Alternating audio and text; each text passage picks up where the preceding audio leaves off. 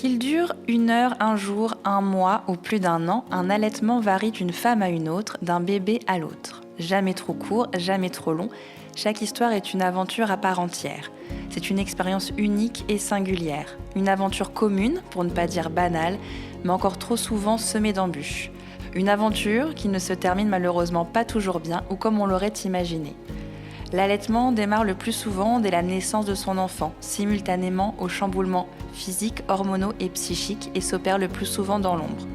En effet, les personnes allaitantes sont très souvent recluses dans leur foyer, parfois isolées avec cette responsabilité colossale qui n'incombe à elles seules de maintenir en vie ce petit être et de lui garantir une croissance selon des courbes bien précises et bien définies.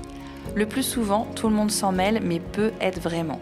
Entre fausses croyances et recommandations infondées, informations contradictoires et autres conseils non sollicités, l'allaitement déchaîne les passions. Je m'appelle Pauline Chamard-Boudet et vous écoutez Sororité.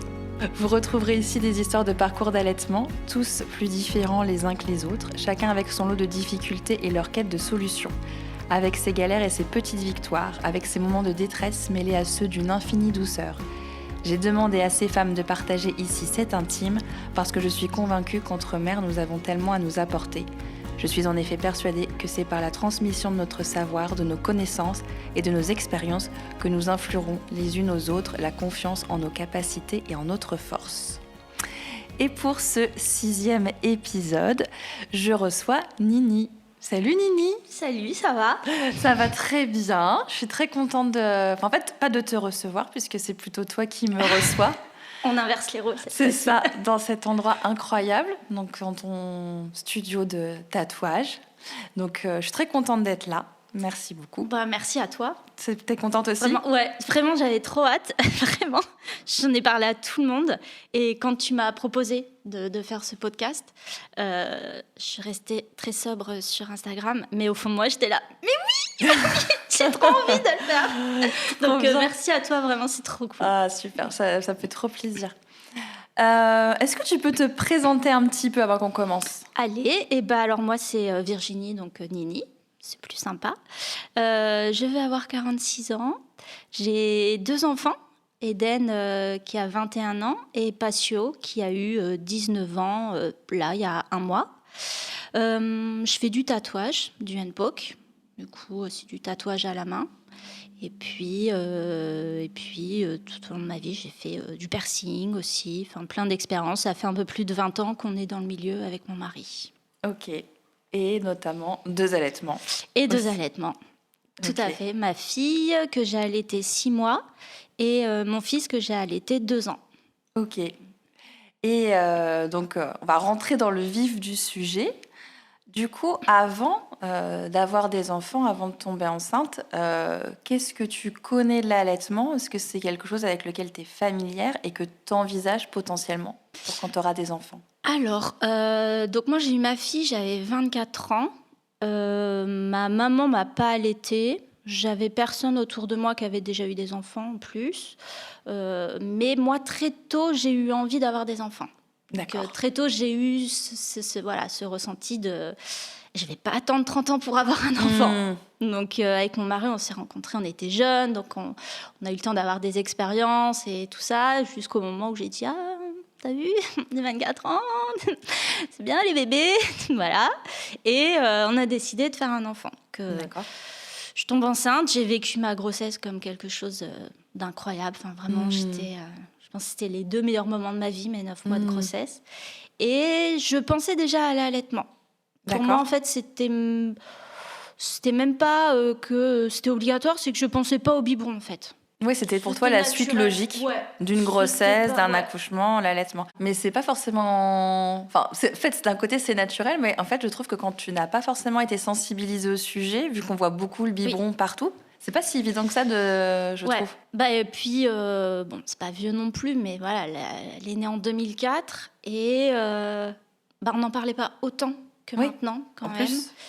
Moi, c'est vrai que plusieurs fois, on m'a dit « Oh, mais t'es jeune, le biberon, c'est facile. » Donc, j'avais une super sage-femme, vraiment, que j'ai recontactée il y a 1 an. Du coup, j'ai pleuré, parce que ça ramène trop de souvenirs. C'était... Trop mignon. Parce que cette femme-là, Enfin, je sais pas si on peut dire c'est comme une maman, mais elle m'a tellement aidée dans ma première grossesse, dans mon allaitement, dans ma deuxième grossesse. Enfin, vraiment, j'ai fait de l'autonomie que je ne connaissais absolument pas. J'ai découvert avec elle. Enfin, elle fait partie de ces moments merveilleux que j'ai vécus grâce à elle. Elle a contribué. Ah ouais, vraiment, vraiment. Et donc, je lui en parlais. Bon, alors forcément, elle était super ouverte sur ça, mais c'est vrai qu'on n'avait pas de détails. Alors moi, j'ai acheté plein de livres, comment être la meilleure maman, comment dormir ses enfants. Bon, aucun livre ne m'a servi, C'est ça. clairement. Mais ouais, pour moi, j'allais allaiter. Mais pour moi, ça allait être facile. Voilà. Pour moi, mon enfant, il allait naître, enfin ma fille allait naître. Hop là, je la mets au sein. Bon, elle tète, c'est facile. Moi, hop, j'ai mon lait.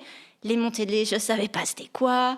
Je ne savais pas que j'allais me réveiller 24 heures après avec une poitrine dure comme du béton, avec des douleurs. Enfin, tout ça, je ne savais pas. Donc, en fait, tu t'en lances dans le projet en te disant de toute façon, ça viendra naturellement et sans avoir de crainte particulière sur le sujet ou d'appréhension. Ah ouais, pas du tout. Pour moi, ça allait être quelque chose de facile, en fait. Parce que c'est naturel. Une femme, elle peut allaiter parce qu'on fait notre lait. Donc, enfin, voilà. Il n'y avait pas de... Okay. Où est-ce que ça allait être complexe, en fait? C'est ça. Ouais, j'étais loin du compte. Ah ouais. J'étais chez les bisounours. Hein. C'est ça. Vraiment. Et du coup, donc la première tétée, c'est la tétée d'accueil, j'imagine? Ouais. Donc, ton accouchement se passe, ta fille arrive. Voilà, donc tout se passe très bien. Voilà, ma fille naît, on me la pose. Et elle, contrairement à mon fils, très rapidement, elle se met au sein. D'accord. Mais du coup, elle tète, mais tout doucement. Donc pour moi, je me dis... Mais en plus, ça fait pas mal.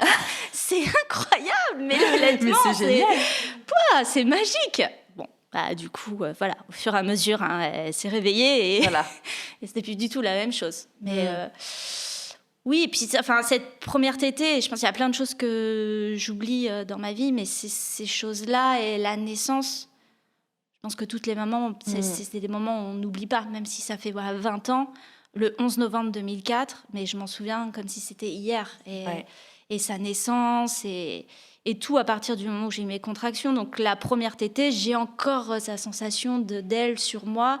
Je me souviens que c'était le sein gauche. Enfin, vraiment, c'est... La sensation, cette sensation toute particulière, en fait, que tu n'as jamais expérimentée comme ça. Et puis presque douce, en fait. Ouais. En me disant, c'est facile. Donc, cette première tétée d'accueil, elle se passe super bien. Ouais. Après, tu restes à l'hôpital, tu vas en chambre? Je vais en chambre, je vais accoucher à la clinique. Donc, comme j'ai pas eu de péridurale, très rapidement, ils me mettent dans ma chambre. Et comme c'était ma première quand même, et j'avais un petit peu peur de rentrer chez moi, pour ma fille, je suis restée 5 jours. Ok. Voilà. Mon mari a pu rester en plus avec nous. Sur ça, j'étais bien entourée. Mais sur l'allaitement, je n'étais pas du tout bien entourée. Et au final, je ne sais pas si je peux dire que c'était catastrophique, mais ça a été beaucoup plus dur. Le côté paillettes, bisounours, il est vite tombé. Ouais. Comment ça se passe, là, justement, les premières mises au sein dans la chambre Est-ce que tu l'installes toute seule? Est-ce qu'on vient t'aider? Alors, je suis totalement toute seule. Okay. On ne me dit pas comment je dois la mettre, on ne me dit pas comment je dois me placer. Enfin, c'est moi toute seule. Et ça t'angoisse ou au contraire alors non, plus que ça? Parce que comme la première tétée de l'accouchement, elle s'est bien passée, je me suis dit, en fait, c'est facile. J'avais acheté le coussin d'allaitement, voilà. Je me dis, voilà, je la mets sur moi, je mets mon sein dans sa bouche, mon téton dans sa bouche, puis elle va téter. Donc... tout de suite, je comprends pas que non, ça se passe pas comme ça. Elle a le réflexe de succion, mais que c'est pas forcément facile non plus pour elle, que j'ai pas des bonnes positions. Donc, mais sur le moment, je comprends pas. Et puis je me dis, c'est mon premier enfant, faut aussi peut-être que j'apprenne. Puis ça prend peut-être du temps, l'allaitement. Donc je commence à me dire que ce sera pas si facile, mais j'imagine pas que ça va être super compliqué. En fait. D'accord. Et donc, à l'hôpital, la prise de poids, elle est plutôt bonne? Ouais. Ouais, sur ça, Donc ça roule aucun plutôt souci. à la clinique, en fait, pour le moment, ça se passe plutôt bien. Pour elle, ça se passe bien. Elle arrive à téter.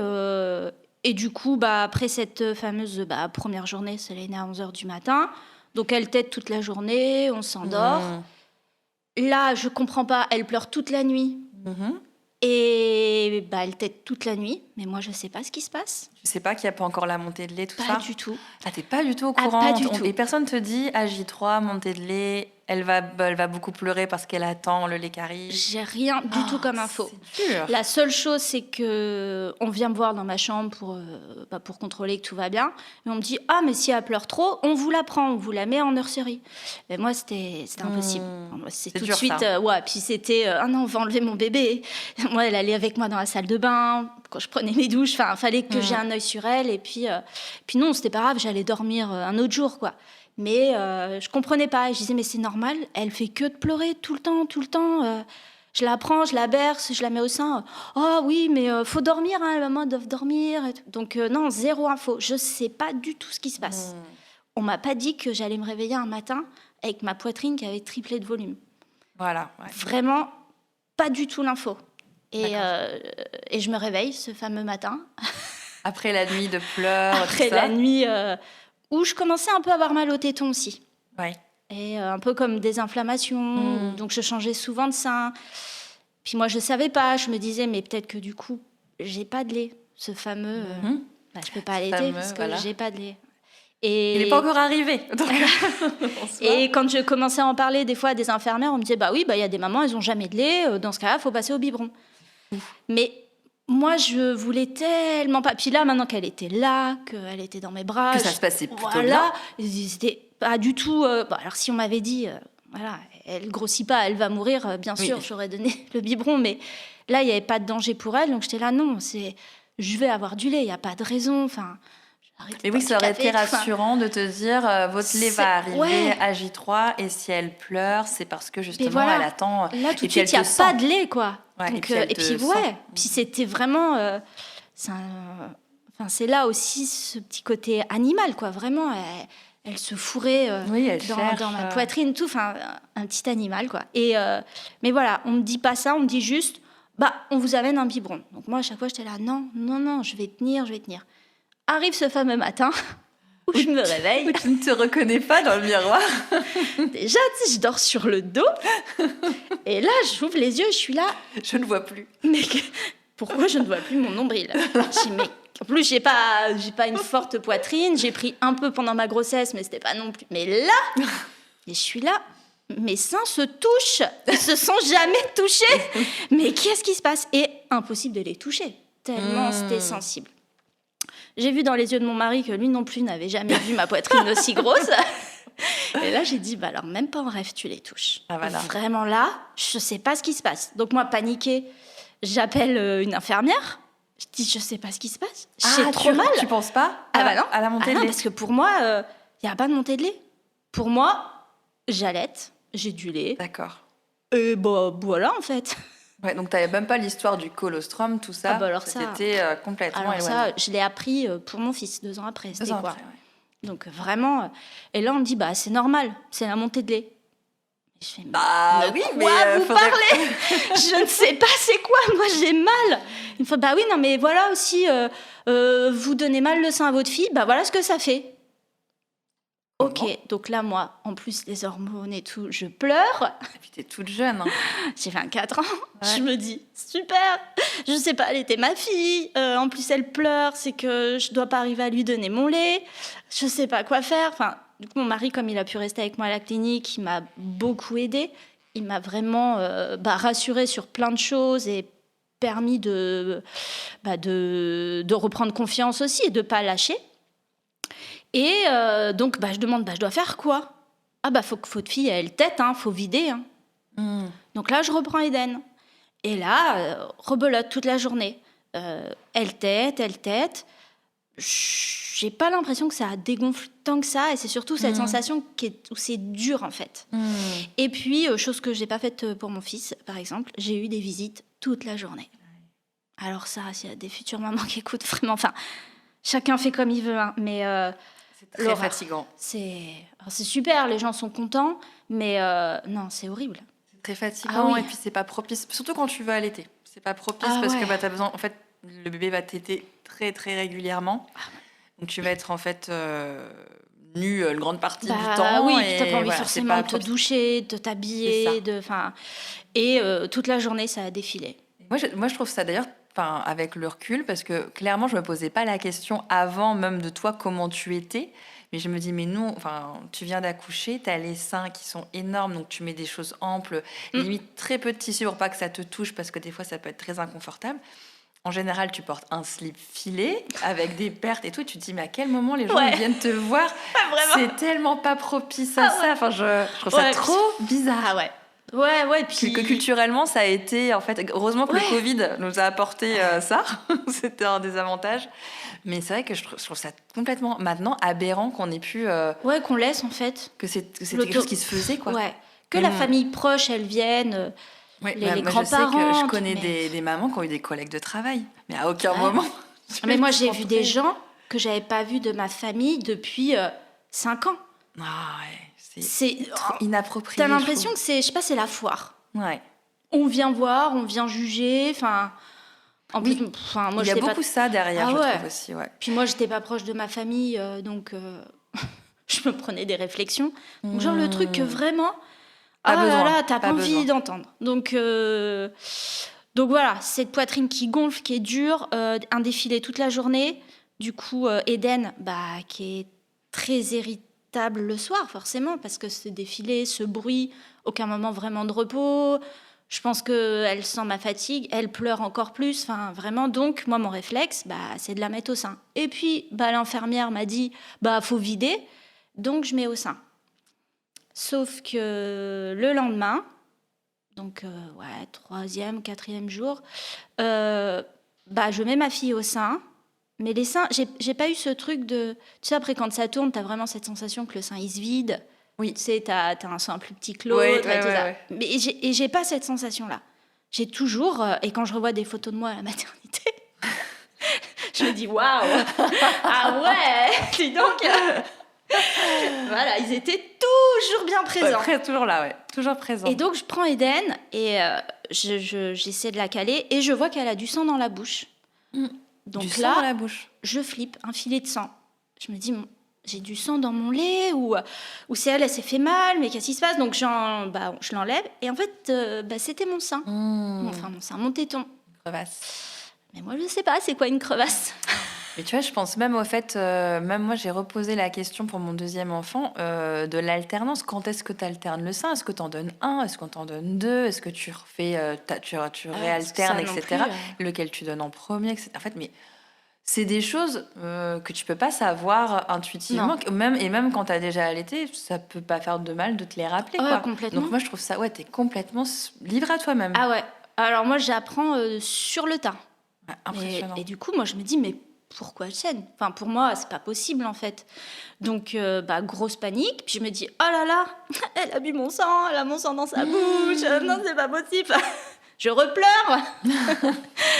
et là, donc, j'appelle une infirmière qui me dit, ah ben non, mais c'est des crevasses. Je dis, mais je sais pas, c'est quoi? Mais je dis, mais qu'est-ce que je fais? Je peux plus allaiter ma fille, elle boit mon sang. Mais c'est horrible, elle peut être malade. Enfin, j'ai 24 ans, je réfléchis pas, puis je suis perdue et je sais pas ce qui se passe. Et là, elle me dit, ah bah oui, puis là, vos seins, ils ont pas dégonflé. Je dis, bah non, mais je sais pas, je ne sais pas où je suis, je ne comprends pas. Et elle me dit, faut casser le lait. Mais vraiment, cette phrase, je l'ai encore dans la tête. Il faut casser le lait. Et là, j'étais là, casser le lait. Mais de quoi vous me parlez? Je ne sais pas. Elle me dit, là, c'est engorgé, le lait, il peut plus passer. Vous avez des caillots, c'est dur, faut le casser.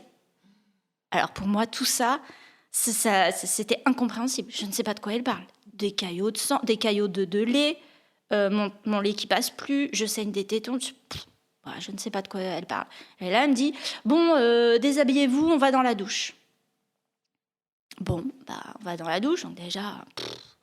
tu subis complètement. Vraiment là, c'était fatiguée, tu sais pas ce qui se passe. Enfin, là, je vais dans la douche, elle me dit... grave, tu vois, c'était il y a 21 ans, mais je m'en souviens vraiment précisément.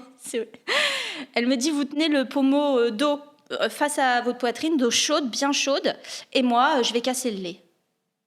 Moi, je sais pas de quoi elle parle. Je prends le pommeau d'eau chaude, et là, Tu te dis, ça doit être une expression. Casser. je peux mettre des jets d'eau, je sais pas. Et là, elle me met des coups de poing sur les seins. Ouais, non. Mais vraiment, quand je te dis coups de poing, Elle ferme son poing elle ferme son poing. et elle te tape. Elle tape, donc vraiment, elle arrive sur mon sein. Et quand elle arrive sur mon sein, elle tourne avec, tu sais, c'est les œufs là. Et en tournant, pour casser, ou je sais pas. Et elle me fait plein de coups comme ça, tout partout. Mais moi, je pleure sous la douche. Mais l'horreur. Surtout que là, t'es hyper sensible. Oh, Là, puis je me dis, qu'est-ce qui se passe, quoi? Qu'est-ce que c'est l'allaitement? Moi, c'est pas ça du tout, en fait, que je suis venue faire. Et c'est quoi cette méthode? Et elle me dit, mais tenez bien l'eau chaude. Oui, pardon, j'ai oublié. Ouais, je suis vraiment trop débile. Mais Pardon, quand même. Putain, fais un effort. Putain.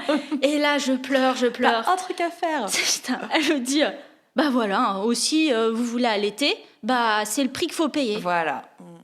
Et bah, j'étais là, non, mais moi, juste, je sais pas. Elle me dit, ah bah oui, bah je vous amène un biberon. J'étais là, non, sous ma douche à pleurer. Non, allez-y, je continue, bah oui.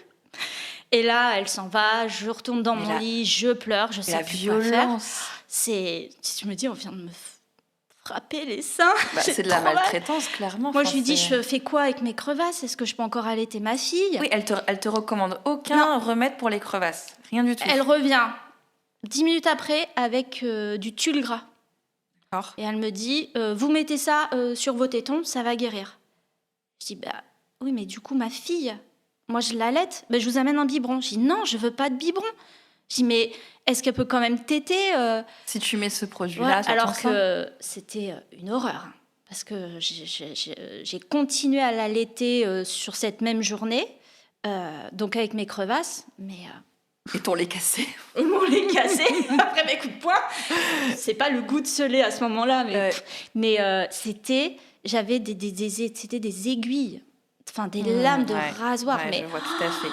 La douleur, j'avais pas... Même mon accouchement sans péridurale était beaucoup plus cool à côté. C'était vraiment... Mais ça, c'est fou. Alors, moi, je ne veux pas faire peur aux mamans qui veulent allaiter.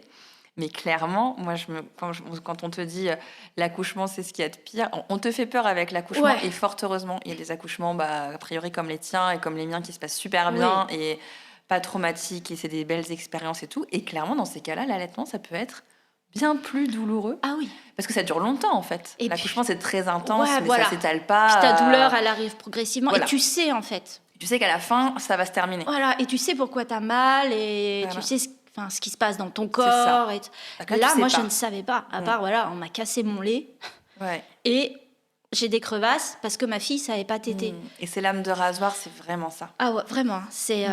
Mais sauf que du coup, alors moi, ça y est, je culpabilise. Je me dis, mais si ma fille, elle sait pas téter, c'est parce que je sais pas la tenir. C'est peut-être parce que j'ai pas assez de lait à cause de mon lait qui était pas cassé et qui voulait pas sortir. Mon lait, ça se trouve, il est pas assez riche. Enfin voilà, tout ça. Je suis comme mon lait. Je suis complètement cassée. Je suis dans le lit en train de pleurer avec ma fille qui est sur moi. Et là, mon mari dit, mais appelle Hélène. Donc Hélène qui était ma sage-femme. Mais juste un truc, avec le petit gel là, tu le mets ou pas du coup? Je le mets une fois, quand elle me l'amène en fait. Donc je mets c'était vraiment comme des compresses, là. Le tulle gras, je mettais la compresse sur les seins. Et quand Eden voulait téter, j'enlevais et je nettoyais parce que je lui avais dit, mais elle peut téter ça ou pas? Oh oui, de toute façon, ça fera pas de mal. Ah, super. Donc, je sais pas ce que ça veut dire non plus. Donc, à chaque fois, j'essuyais, je remettais, je coupais des petites lamelles que je mettais. Et puis, donc ça, c'était dans la matinée. Et l'après-midi, mon mari voit que ça va pas du tout. Et puis, je veux pas arrêter. Je veux pas ce biberon qu'elle arrête pas de m'amener dans ma chambre. Elle te l'amène? Ouais. Et elle me dit, mais il est là. Je dis, mais je n'en veux pas. Mais elle me dit, vous allez avoir mal. J'aurai mal, mais j'ai dit, je vais essayer, on verra bien. Et puis si ma fille perd du poids, je donnerai biberon. Mais je dis là, pour le moment, tout va bien. Donc, j'appelle ma sage-femme, qui était une sage-femme que j'avais en ville, en fait. Et là, je pleure au téléphone, je lui explique tout ça. Et elle me dit juste, j'arrive. Incroyable. Déjà, une sage-femme que tu peux appeler au téléphone. Trop bien. Et qui vient te voir? Mais direct. Oh là Elle m'a là. elle m'a rien expliqué. Je lui ai tout dit, tout ce que j'avais, machin. Elle m'a dit, j'arrive. Je raccroche. Dans, on va dire, peut-être la demi-heure, elle déboule dans ma chambre. Oh bah là, c'est pour ça, pour moi, c'est mon ange, parce qu'elle arrive et je savais même pas encore à quel point elle allait m'aider, mais déjà rien que de la voir et de me dire, j'ai quelqu'un qui va pas me dire, donne le biberon. C'est ça. Qui Déjà, va juste d'avoir... peut-être mettre des mots et pas me dire, c'est ta faute. quelqu'un qui t'écoute. Ouais. Ça change tout. Et elle arrive, donc là, je pleure dans ses bras, elle voit Eden, et là, elle commence à me rassurer en me disant, mais c'est génial tout ce que tu as fait. Et tout ce que tu as fait, c'est normal. Seulement, tout ce qui t'arrive, c'est pas de ta faute. C'est parce que ça n'a pas été expliqué. Il y a plein de choses qui n'ont pas été faites correctement, mais c'est pas de ta faute et c'est pas la faute d'Eden. Donc, je souffle. C'est bien. Ah ouais, parce que je me dis, mais vraiment, je lui dis... donc je vais pouvoir continuer. Elle me dit, mais bien sûr. Donc là aussi, ce soulagement de me dire, du coup, je suis pas obligée de lâcher parce que j'ai tout ça. Et là, elle me sort une petite crème. Alors ça, je ne sais plus le nom, par contre. Mais une petite crème homéopathique que tu mets sur le sein et ton bébé peut téter par-dessus. Ouais. Il y a beaucoup l'anoline, dont on parle beaucoup. Peut-être c'est ça. Des crèmes qui sont équivalentes. Et puis surtout, la chose dont on ne parle pas, c'est aussi le lait. Tout simplement, oui, c'est de faire des... ça, pareil. Alors, en début d'allaitement, compliqué de faire tes compresses de lait. T'es pas... Déjà, faut être à l'aise, faut pouvoir exprimer le lait toute seule, tout ça. Bon. Oui, voilà. Mais moi, la première fois, clairement, j'aurais pas été capable. Voilà, moi non plus. Puis je comprenais même pas comment le faire sortir, en fait. Exactement. Moi, quand on m'a dit la première fois, vous pouvez exprimer manuellement? De quoi? Comment? Je sais pas. Voilà. C'était carrément comment on fait? Et non, donc je pense que clairement, première fois maman et en début d'allaitement, les crèmes, c'est quand même moi, bien pratique. Ça m'a sauvée. Donc, cette petite crème, et on m'avait acheté des petits embouts en silicone. Les bouts de sein. Les bouts de sein. Donc, pour mettre... Mais pareil, je vois ce truc, je me dis, mais c'est énorme. Je me dis, mais ça va jamais rentrer dans la mini-bouche de ma fille. Et je fais, mais elle va jamais vouloir téter parce que du coup, c'est du plastique. Enfin, du plastique, dans ma tête, voilà. C'est du plastique, c'était pas ma peau, c'était pas mon téton. Et elle m'a dit, si, t'inquiète pas, elle tétera. Et ça fait que toi, tu vas pouvoir continuer à l'allaiter tout en cicatrisant et en ayant quand même moins de douleur. C'est ça. Je dis, vas-y, on y va. Trop bien. Et grâce à elle, j'ai commencé à comprendre comment se passait l'allaitement. Comme on m'avait cassé mon lit, mes seins s'étaient vidés. Donc, j'ai aussi commencé à comprendre les montées de lait, à comprendre la sensation de petits picotements quand elle commençait à arriver, de ne pas attendre. Enfin, après, voilà, tout s'est mis en place. Et grâce à ça, en une semaine, c'était cicatrisé. Et Eden a bien tété avec les bouts de sein. Et on a retiré ses bouts de sein et elle a retété correctement. Et j'avais plus de problème de crevasse. Alors, j'ai eu cette petite appréhension de me dire putain, ça se trouve, ça va revenir. Ouais, parce que les crevasses, ça peut revenir. Tu peux même en avoir plus loin dans ton allaitement. Ça peut, ça peut revenir. Ouais. Moi, j'en ai eu à 15 mois d'allaitement. Ah ouais. Donc, et c'est pas et ça te fait impressionnant. J'en parlerai quand je ferai mon épisode, mais ça te fait la même sensation. Et c'était trop... Alors, j'en ai eu que sur un, mais alors trop bizarre, t'as l'impression de revivre... Le tout début. Ouais, mais il y a dû avoir une prise pas bonne, et puis ça a irrité. Mais ce que je trouve fou avec les bouts de sein, moi, j'en avais jamais entendu parler. Quand j'en ai utilisé, je voyais ça un peu comme un échec de pas réussir. Donc, il va falloir que moi, je mette un bout de sein. Et j'avais l'impression que personne autour de moi n'en avait utilisé. Il n'y avait que moi qui en mettais. Et en plus, on me disait, attention, les bouts de sein, c'est controversé et il vaut mieux ne pas en utiliser. Alors, clairement, c'est mieux quand on n'en utilise pas parce que le contact est meilleur, etc. Ça stimule mieux la bouche directement du bébé, ça draine mieux le sein. J'en ai déjà parlé dans plusieurs autres épisodes. Mais le fait est que ça revient régulièrement dans le podcast.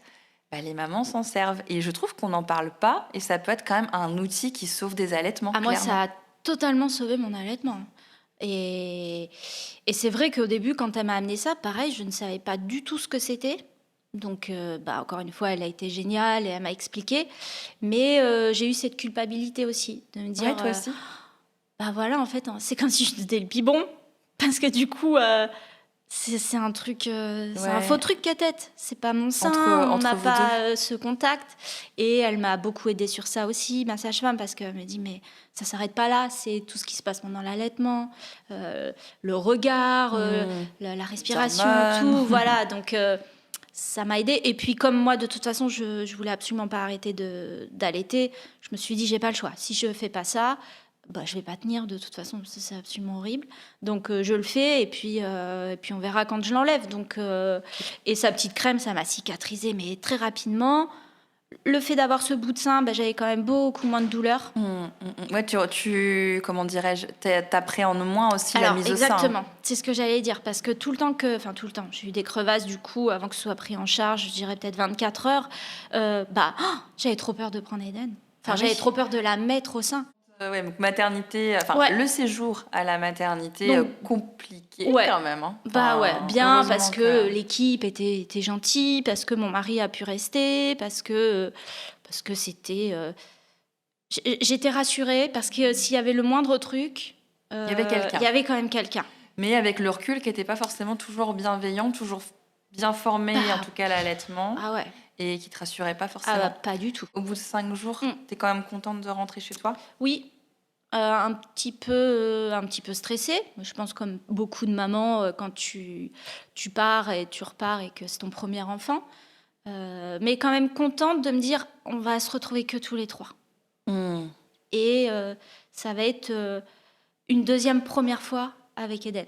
Il y a eu cette première fois, ces 5 jours à la clinique, où on était tous les trois, mais sans vraiment être tous les trois. Et là, c'est ce truc de... On a ouvert la porte, et je me suis dit, putain, ça y est, c'est parti, quoi. La vie de famille commence. Il y a 5 jours, on était là, elle n'était pas là. Et là, on revient chez nous, elle est là. Et Ça, c'est fou. Hein. T'arrives dans un endroit à 2, tu ça- repars à 3, Ah ça ouais. fait bizarre. Ça m'a fait trop bizarre de me dire, tu sais, c'est une nouvelle étape de la vie qui démarre. Et c'est parti. C'est ça. On n'a pas Et de choix. comment ça se passe alors, ces premiers jours Alors, moi, j'ai eu la chance de pouvoir rester avec Eden. De pouvoir... parce qu'à ce moment-là, le congé parental pour un enfant, il n'existait pas. Ouais. Donc, mais par mon travail, j'ai eu la chance de pouvoir l'élever. Donc, ça a fait que j'ai pu continuer l'allaitement. Et dès le départ, on a fait un allaitement à la demande. Très bien. J'étais pas... Mais à l'époque, tu devais paraître... Ouais. ça devait être ouais. complètement révolutionnaire. C'est- Aujourd'hui, parce qu'aujourd'hui, ça fait encore débat. Hein. Des fois, l'allaitement à la demande, il y en a encore beaucoup qui disent bah non, il faut imposer des horaires, etc. On sait que ça ne va pas forcément en faveur de la mise en place de l'allaitement. En tout cas, chacun fait ce qu'il veut. Hein, mais c'est vrai qu'on préconise, quand c'est possible pour la maman, en tout cas, et gérable, de le faire, de plutôt faire à la demande. Mais à l'époque, on est quand même très pro-biberon, rythme, voilà. Ah oui, et puis alors moi je pense que j'ai fait tout ce qu'il fallait pas pour 2004 en France. Mais comme j'ai voulu être maman très jeune et que voilà, j'ai pu être maman, j'ai eu ma fille, je me suis dit vas-y, je fais ce que je veux. Mais avec ce truc de mais j'écoute quand même les gens parce que les gens ils ont eu des enfants et moi c'est ma première. Ils ont une expérience à transmettre. Mais je regardais tout ce qui se faisait en Allemagne et dans les pays du Nord. Ok. Et là, donc je tombe sur l'allaitement de mamans qui allaitent quand le bébé il pleure, de mamans qui portent leur enfant tout le temps et de cododo. Le fameux sujet. Donc déjà encore aujourd'hui, ça reste encore une fois très...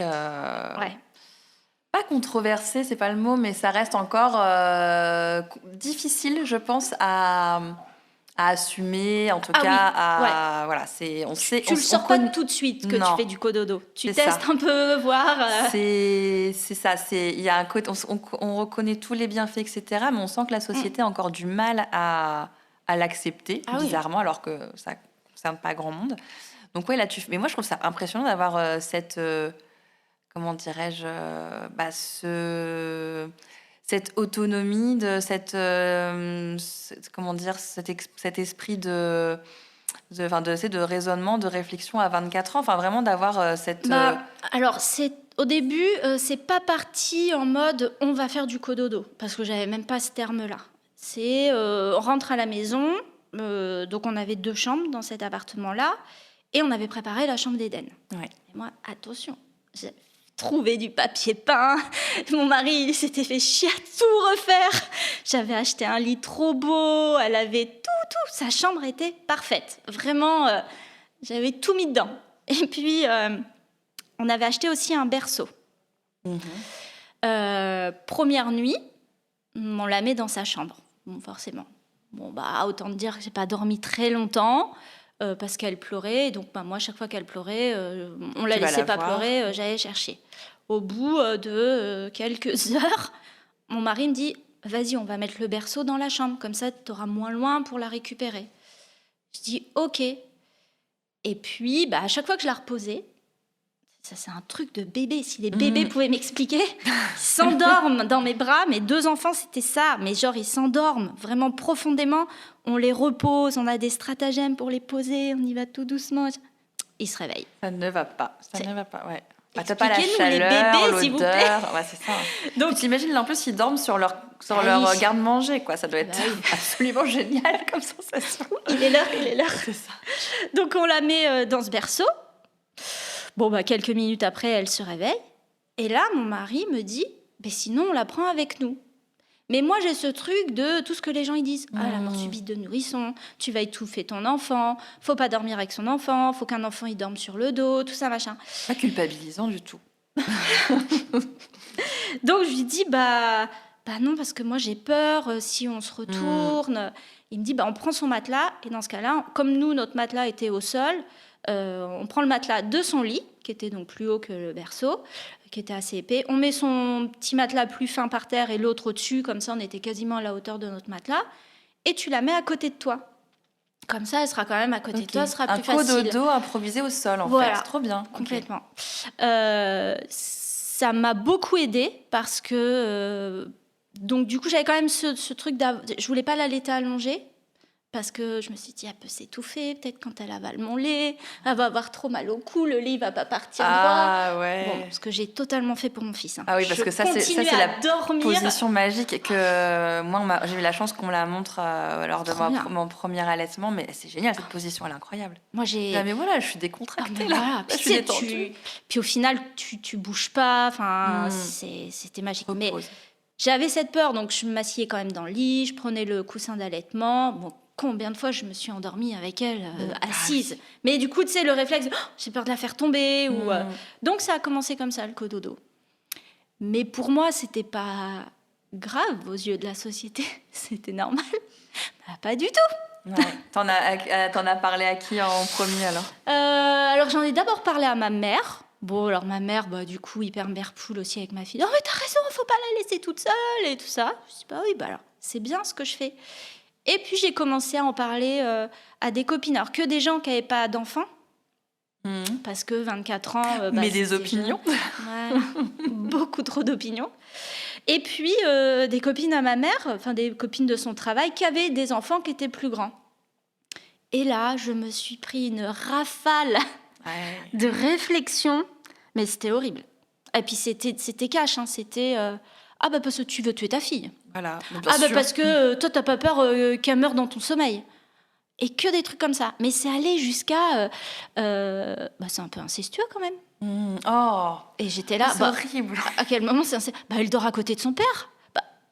J'étais là, elle dort. Mais non, c'est pas... Oui, mais du coup, elle dort à côté de vous. Donc vous, quand vous faites l'amour... Mais j'étais là, mais ça va pas. Mais pourquoi vous dites des choses comme ça ? Et là, je me prends tout ça... Et je commence à douter. Je me dis, ça se trouve, je fais ça mal. En plus, je la porte tout le temps. Donc, on me dit, oh là là, tu vas en faire une gamine capricieuse. Un bébé à bras. Donc, je dors avec elle.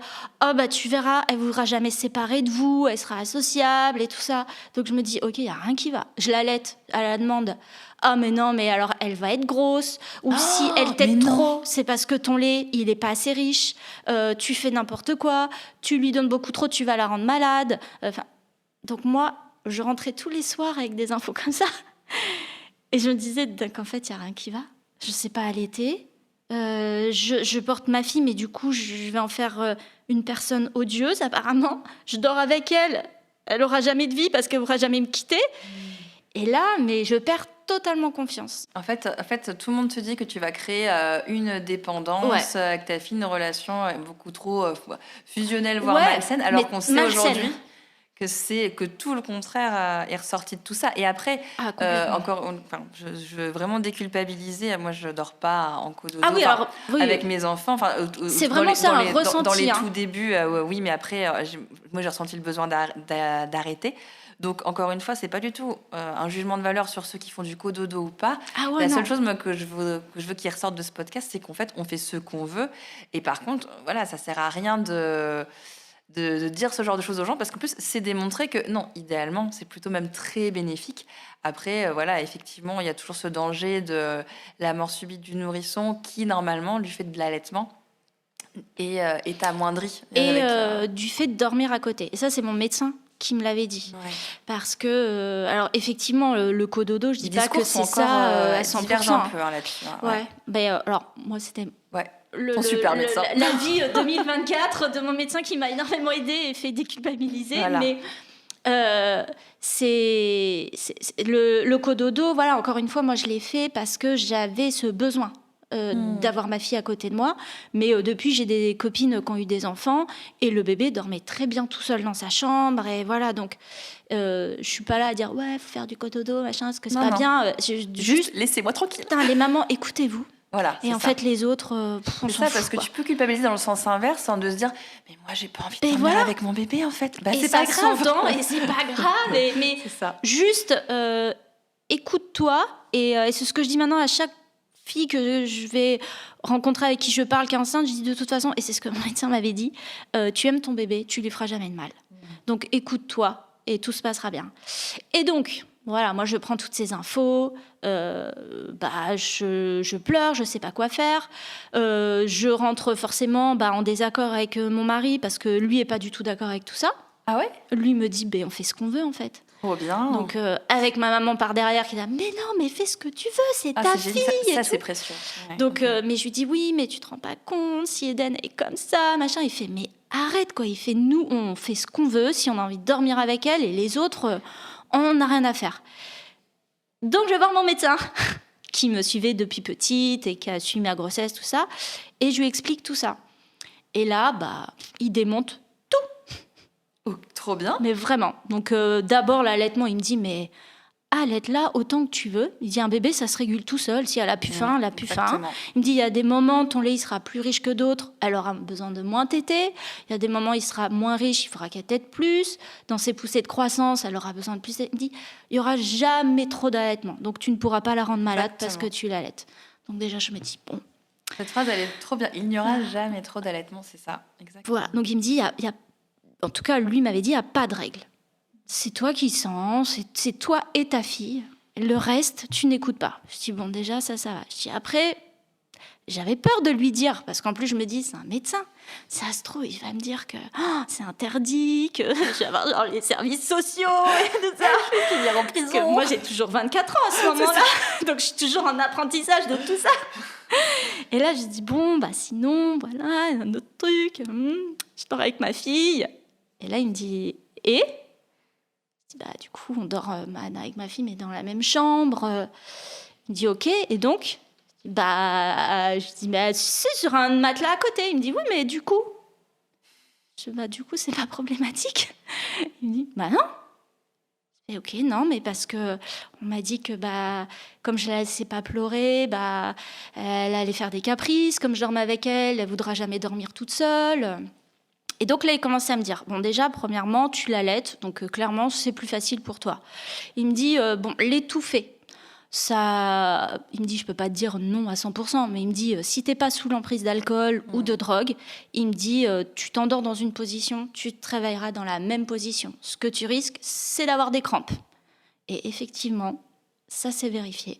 Ouais. Je m'endormais dans une position, je me réveillais dans la même avec des fourmis dans le bras.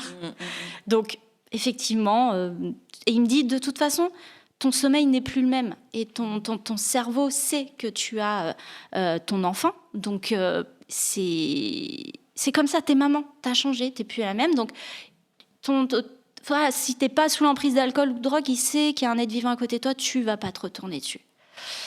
Donc déjà, bon voilà, il me détend un peu sur ça. Il me dit, tu sais, il y a que aussi en Occident qu'on a décidé de mettre des enfants dans leur chambre. Parce que, alors moi, du coup, depuis, j'ai vécu en Nouvelle-Calédonie et c'est vrai que c'est culturel de dormir avec ses enfants. Il me dit, au Japon, ils n'ont pas de place, forcément. Ils n'ont pas forcément 2 ou 3 chambres. Ils dorment tous dans la même pièce.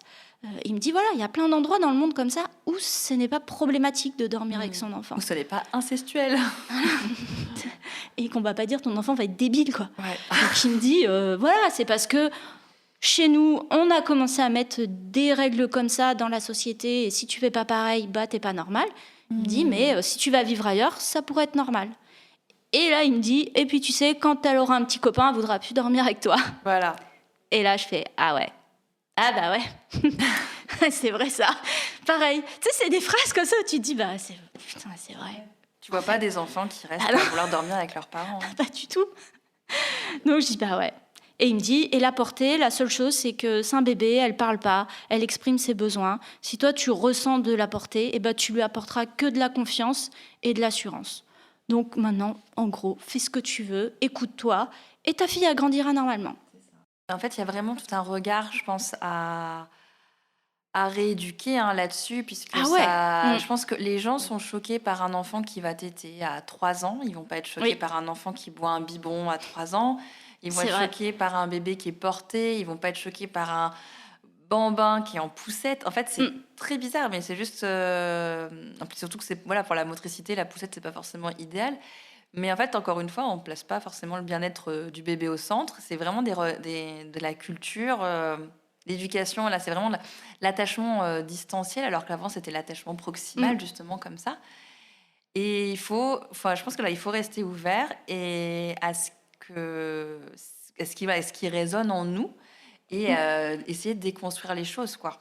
Et pour ne pas juger les autres, évidemment pas se juger soi. Et si on est plus à l'aise avec une poussette, encore une fois, c'est ok. Mais oui, voilà, mais juste écouter, pas faire les choses parce qu'on t'a dit, faut pas faire ça. Donc à partir de là, on a fait une fausse chambre. Une fausse chambre ? On a racheté un matelas. Donc, du coup, de la hauteur de mon matelas et un grand matelas, une place pour qu'Eden, elle ait de la place. On avait mis tout ce qu'il fallait parce que quand elle a commencé à bouger un petit peu, pour pas qu'elle tombe par terre. Notre chambre, c'était un terrain de matelas, en fait. Ouais. C'était vraiment que ça. Donc, même si elle bougeait, il n'y avait pas de choses dangereuses où elle pouvait se cogner. Et on avait fait une fausse chambre de bébé. C'était pour les gens qui venaient te voir ? Exactement. Parce que, du coup, les gens rentraient. Les gens vont pas visiter les chambres des parents. Donc, nous, on fermait notre chambre. Ils venaient, machin, tout ça. Oh, puis la chambre d'Eden. Est-ce que je peux voir la chambre du bébé ? Elle dort juste là. Qu'est-ce que c'est bien rangé ? Il y a sa petite couverture et tout. Oui, son petit truc là qui tourne. Bah oui, elle adore quand elle se couche. Elle l'a jamais vu tourner. Incroyable. Mais au moins, tu t'achètes une tranquillité comme ça. Ouais, oui, parce que j'étais pas en train d'expliquer. Elle dort avec moi parce que je suis rassurée, parce que j'en ai envie, en fait, tout simplement. J'ai pas envie de la laisser toute seule. Et j'avais pas besoin. C'est bien, elle dort toute seule. Et elle fait ses nuits, bien sûr. Je la pose, et alors... Elle dort. Elle chouine pas, elle joue un peu toute seule, et elle dort. Totalement faux, mais totalement faux. Elle s'endormait au sein, elle mettait trop de temps à s'endormir, elle a mis 6 mois à faire ses nuits. Tout était faux. Et je me suis rendu compte que pour les gens, en extérieur, j'avais une fausse vie de maman.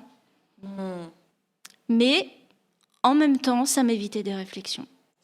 Et puis, c'est quand même terrible parce que tu te dis, en fait, ton discours, alors peut-être pas à l'époque, mais en tout cas aujourd'hui, c'est certain que ton discours, il va déculpabiliser énormément de mamans.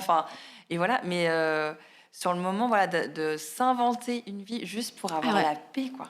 Mais c'était après, vraiment peut-être un bon conseil encore aujourd'hui quand on vous embête et vous savez, les gens, en fait, la réponse qu'ils veulent avoir derrière. Faut peut-être leur dire. Faites une fausse chambre. Ouais, et puis pareil sur les nuits. Puis, des fois, sauf si c'est une jeune maman qui cherche un peu du soutien en mode, ou un jeune papa en mode, non, moi non plus, il dort pas. Mais sinon, ceux qui cherchent un peu à vous faire la morale, on peut très bien dire, oui, si, tout va bien. On est sortis de la maternité, elle faisait ses nuits. Incroyable. Impeccable. Ah oui, non, parce que si tu allaites et que ton enfant fait pas ses nuits, tout de suite, c'est à cause de l'allaitement. Toujours. Alors que s'il est au biberon et qu'il ne fait pas ses nuits, voilà. Ouais, parce qu'en plus, moi, voilà, encore une fois, 2004, c'était encore l'année des biberons. Et on me disait plein de fois, si elle dort pas, c'est parce que ton lait, il n'est pas assez riche. Ça, c'est horrible. Pour le soir, donne-lui un biberon avec des céréales. Du coup, je l'ai jamais fait. On l'entend toujours 20 ans après. Mais j'avais acheté une fausse boîte de céréales et des biberons. Enfin, une vraie boîte de céréales et des biberons. C'est incroyable. Comme ça, mais tout était faux. Mais en même temps, on devenait un jeu avec mon mari parce qu'on surenchérissait. Ah ouais, fait ses nuits. Puis alors, j'ai les biberons. Alors, les biberons Avent. Ah, super, oui, j'avais pris un biberon. Enfin, si, après 6 mois. Après. Et j'avais une boîte de céréales qui est restée fermée. Mais comme ça, il n'y avait plus de... Mais tu fais ça. Ah, bah oui. Non, mais c'est bien, dis donc. Ouais. Puis tu sais, toujours cette réflexion. J'avais 24 ans. 24 et 25, tu vois. J'avais forcément des femmes plus âgées. Et donc, cette réflexion de... Ça va, t'es jeune, mais tu t'as compris comment ça fonctionnait. Voilà, c'est ça. C'est bon, tu fais bien comme il faut. Voilà. Ça, c'est fou aussi. Il y a vraiment ça. Alors, ça se déconstruit un peu avec le temps. Mais il n'y avait pas plusieurs façons de faire. Il y avait la bonne façon de faire et pas les autres.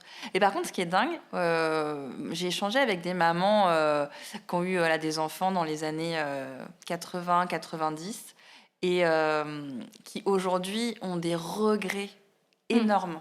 Qu'on fait tout ce qu'il fallait faire, comme il fallait faire, comme le médecin il a dit, de laisser pleurer, etc. Et aujourd'hui, qu'on a des énormes regrets. Et quand ils voient la liberté qu'on a aujourd'hui de faire ce qu'on veut avec les enfants, tu sens que c'est très difficile. Et toi, par contre, aujourd'hui, c'est fou parce que toi, tu avais l'impression d'être complètement dans le faux. Et 20 ans après, tu es là. Et moi, j'ai fait... En fait, je savais déjà. Non, mais c'est incroyable de se dire, en fait, tu avais l'impression de faire... complètement à côté de la plaque et au final je dis aujourd'hui on préconise ça si on peut le faire. Mais j'ai pas fait tout ça, c'était pas conscientisé en dormant avec. Je me suis pas dit je fais du cododo. Oui, c'est je savais pas comment après, ça s'appelait. En fait. Ouais, pas du tout. Et puis comme je voulais pas en parler pour pas passer pour une incestueuse ou une mère je sais pas qu'on doit interner, je disais rien. Et comme mon médecin m'avait dit que c'était pas grave, que tout allait bien psychologiquement, je me suis dit, je continue comme ça, et puis je verrai. Si elle veut jamais me quitter, tant pis, elle me quittera jamais. Voilà. On vivra tous les trois ensemble très heureux jusqu'à la fin. Non, du coup, elle m'a quittée sans problème, mais on va y venir. Et du coup, ton allaitement se poursuit correctement. Et alors, nickel. Du coup, je prends le rythme, on prend le rythme toutes les deux, je commence à gérer les montées de lait, je sais c'est quoi. Je l'ai allaité 6 mois, parce que alors pour moi, j'avais plus assez de lait. Encore une fois, j'ai pas du tout... j'ai pas été suivie dans mon allaitement. Donc, j'avais l'impression d'avoir moins de lait. Et ma fille était gourmande, donc elle piquait en même temps dans les assiettes, elle voulait déjà goûter des choses. 6 mois, oui. Voilà. Mais moi, dans ma tête, c'était... si elle commence à vouloir goûter des choses, c'est parce qu'elle a trop faim et que mon lait la nourrit Alors plus. qu'en fait, c'est tout à fait normal. Voilà. Mais je suis rentrée dans ça et je me suis dit, je peux plus l'allaiter. Donc, on a arrêté. J'étais pas à 100% OK d'arrêter. Enfin, j'étais triste d'arrêter parce que je m'étais pas fixé de temps. Je me suis dit, on verra bien. J'arrêterai quand j'arrêterai.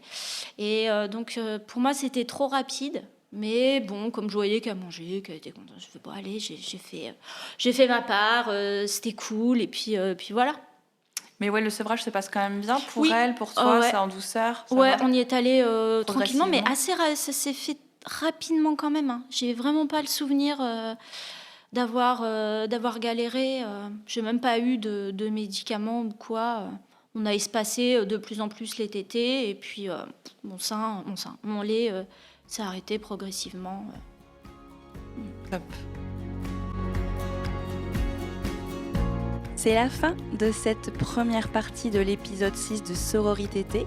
Vous retrouverez la deuxième partie du témoignage de Nini dans 2 semaines. En attendant, si vous recherchez plus de contenu en lien avec l'allaitement, n'hésitez pas à nous suivre sur notre page Instagram. À très bientôt.